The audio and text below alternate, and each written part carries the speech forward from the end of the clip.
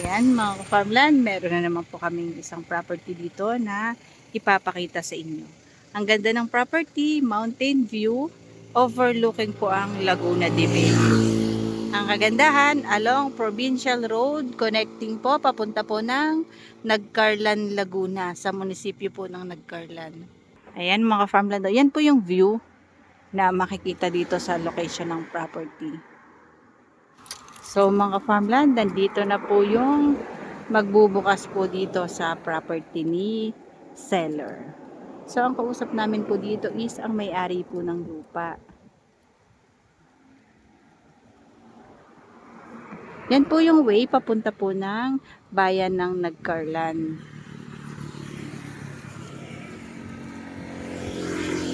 Tapos ang way na ito naman, yan naman yung papunta ng bayan ng Calauan, Laguna.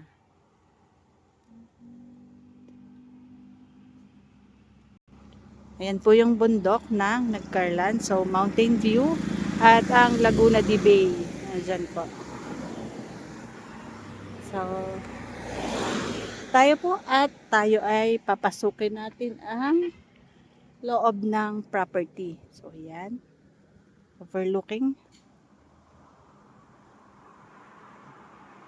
Ayan. Kagandahan po, along Provincial Road siya. Kaya lang pa slope.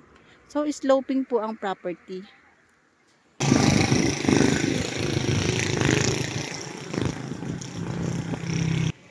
Ito mga farmland ay 3,450 square meter po. So, ang kagandahan, meron po mga linya ng kuryente. So, ayan po. Ito po ay located po dito sa bayan ng Nagcarlan, Laguna. Flood free po. So, kita-kita nyo naman, hindi talaga yung babahain. And ang property po ay nandito. Ayan. Mukhang patag naman po pagdating sa ibaba. Ayan po yung daan papasok dito sa property. Ayan.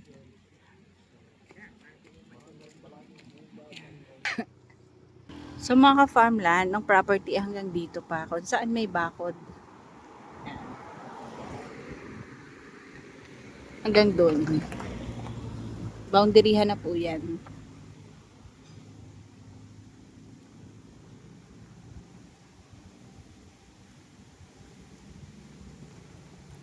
Yan.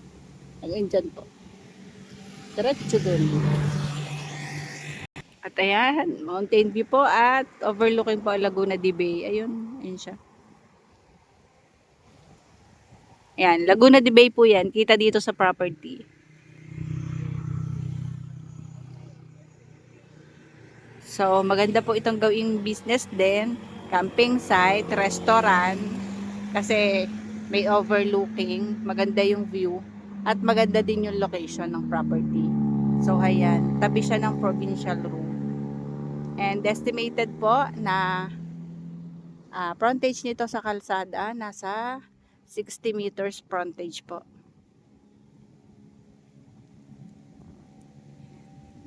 Tara, atin pong papasukin ang loob ng property.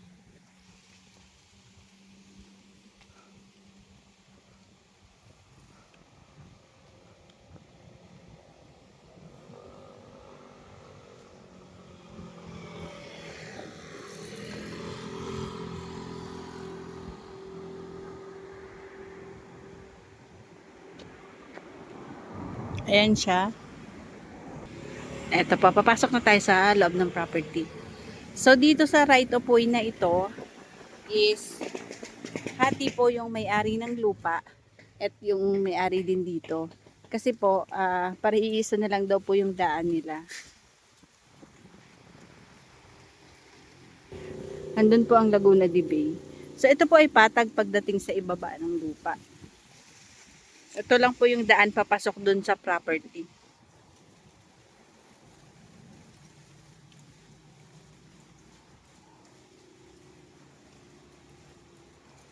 Kaya pong maipasok ang sasakyan. Ayan mga farmland ito. Ito po yung sa property. Yan, pataas pa ganon.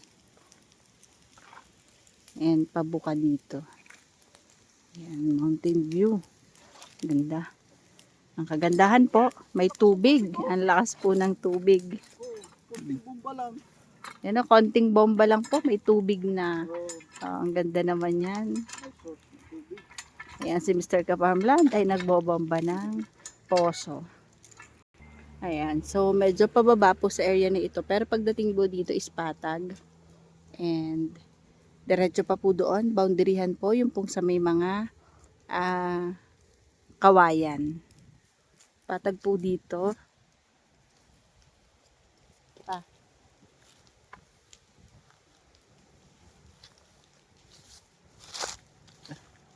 Yan. Atin pong pupuntahan at iikutin ang property.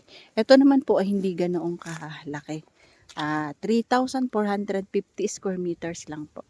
So, yung kubo, hindi po yan. Iba na po yan kay attorney na pong pagmamayari yan.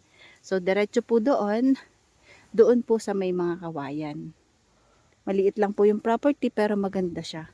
Ito po ay kulang lang po sa mga tanim. So, sa makakabili, sa makakagusto, pwedeng-pwede po itong taniman ng mga fruit bearing. Ayan. Ayan po si Sir, yung mag-guide sa atin. Yung magtutour po sa property. Nakakatuwa kasi sobrang linaw ng tubig doon sa poso at ano siya, ang lamig.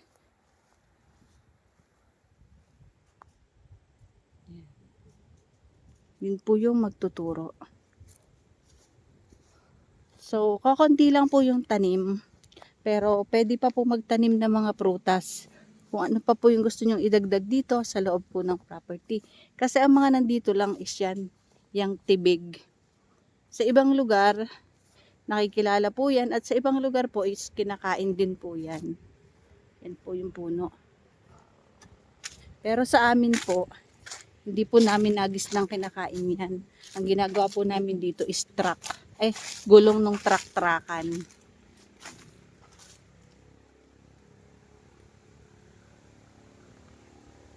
Nung mga bata pa kami, ginagawa po namin yung gulong. Ang truck po na ginagawa namin is yung battle po ng polvo ng Johnson & Johnson. So, yan. Hanggang dun pa po yung property.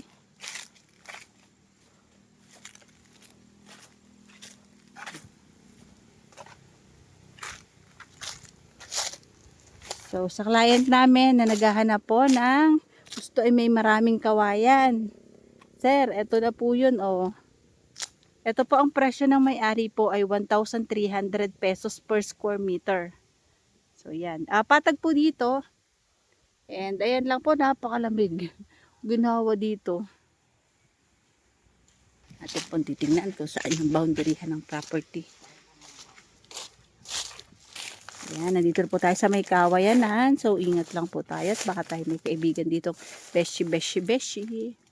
Ayan po yung mohon, yung poste ng kuryente. Ayan. Ayan po. Yan, nandyan po yung mohon ng property. So, padiretso po pa ganoon pa. Ayan. Hanggang dito po. Diretso dyan. And may kasama pa po naman siyang mga kawayan. So, saan po yung mohon doon sa kabila? So, mga farmland, yung mohon doon is patahiris po. Diretso po papunta doon. So, ito po ay hindi na po kasama sa property. Yun. Kung saan po si tatay, sugsugin po natin na andoon po yung isang mohon. And base sa kanyang sabi, ito daw pong puno na ito ay hindi na po kasama sa property. Ganda po ng klima, ang lamig ng simoy ng hangin. Ayan. Andun po isang mohon. Tapos padiretso. Ayan, padiretso pa po doon.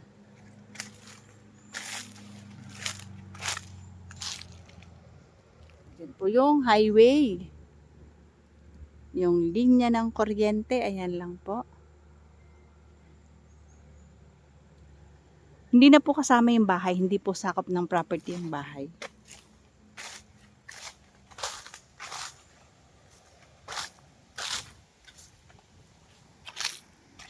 Ayan po yung isang mohon. Padiretso na po yan pataas. Papunta po dun sa provincial road doon. So, papaganito po yung lote.